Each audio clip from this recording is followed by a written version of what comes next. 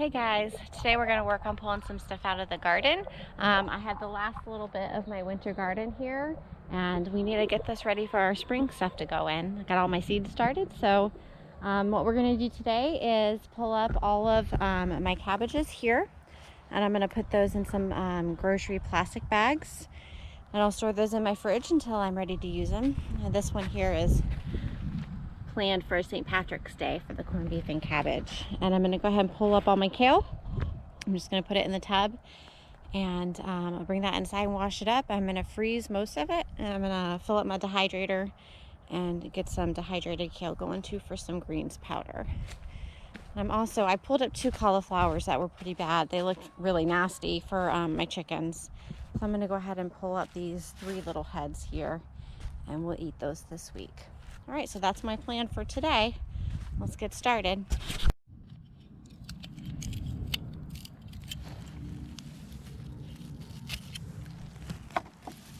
Now I'm just going to cut these right below the bottom leaves, and I'm going to leave these bottom pieces in. So when we pull back all of this weed barrier, this is all going to come up. Then these will be here, and we'll just have another layer of compost right on top. So it will add to the nutrients in the soil for next year.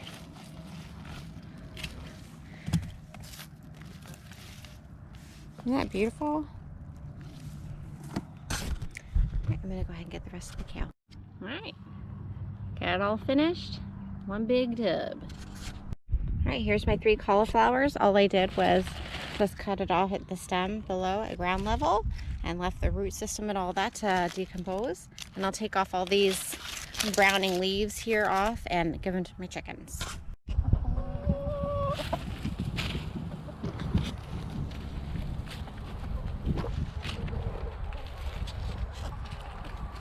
All right, so this is what I'm left with here. I'm about to do a little more research next year on how to be a little more successful with my cauliflower, but I'm not too disappointed because it's not my favorite.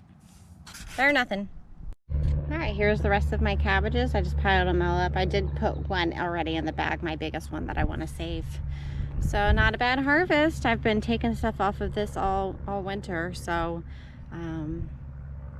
this will feed us for a couple more weeks, and then I got another pile for the chickens.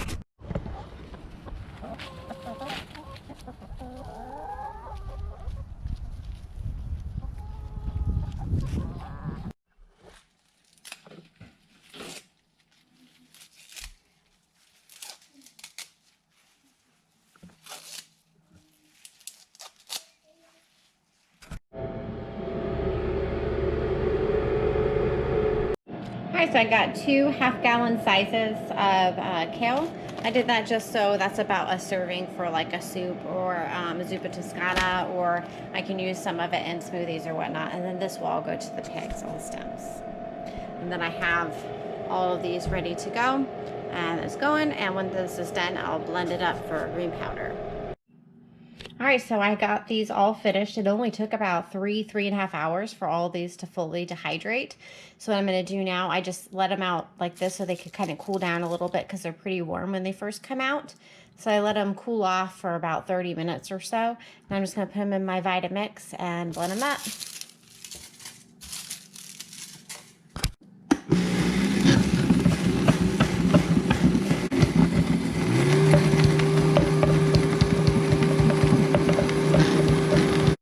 Alright, that sure was a lot of kale that didn't end up being much greens powder, huh?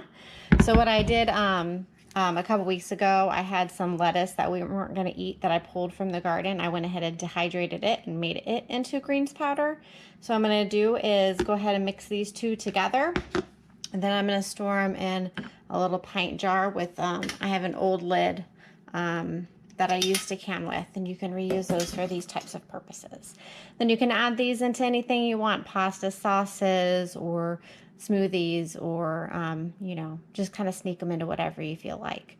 All right, hope you guys give this dehydrating some greens a shot.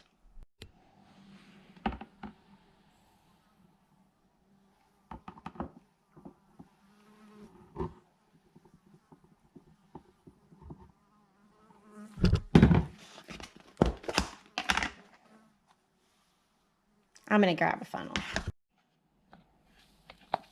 always tell my kids, set yourself up for success. It looks like that will be a perfect fit for this jar.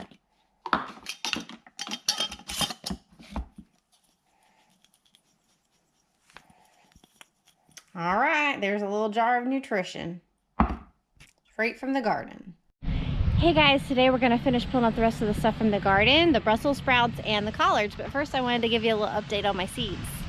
So everything's starting to sprout really well here. I got my green beans here, zucchini, long beans, squash, yellow squash, roselle, broccoli, all my green onions.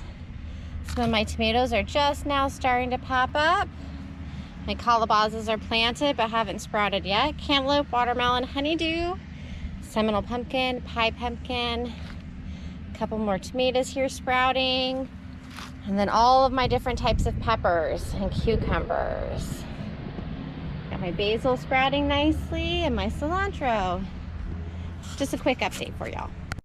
Now let's go head down to the main garden and grab up the rest of our greens. All right, these are the collards. Their stems are pretty thick here. I thought I was gonna be able to just, you know, cut them like I did the kale, but I'm not going to be able to cut that very easily, so I'll just go ahead and pull and leave the stems there.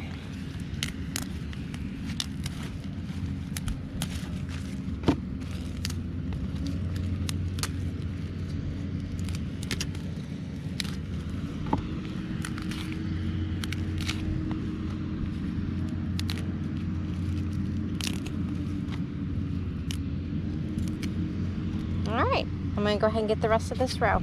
All right, guys, that's all I got right here. So all the collards are done. I'll come in with maybe my loppers and get the rest of those tops off to give to the pigs. All right, now I'm going to get these Brussels sprouts out. I got my loppers, so I can just go ahead and bring the whole plant inside. And we'll add the green leaves of these to the collards and throw them in the crock pot. And then I'll see what kind of Brussels sprouts I get out of these.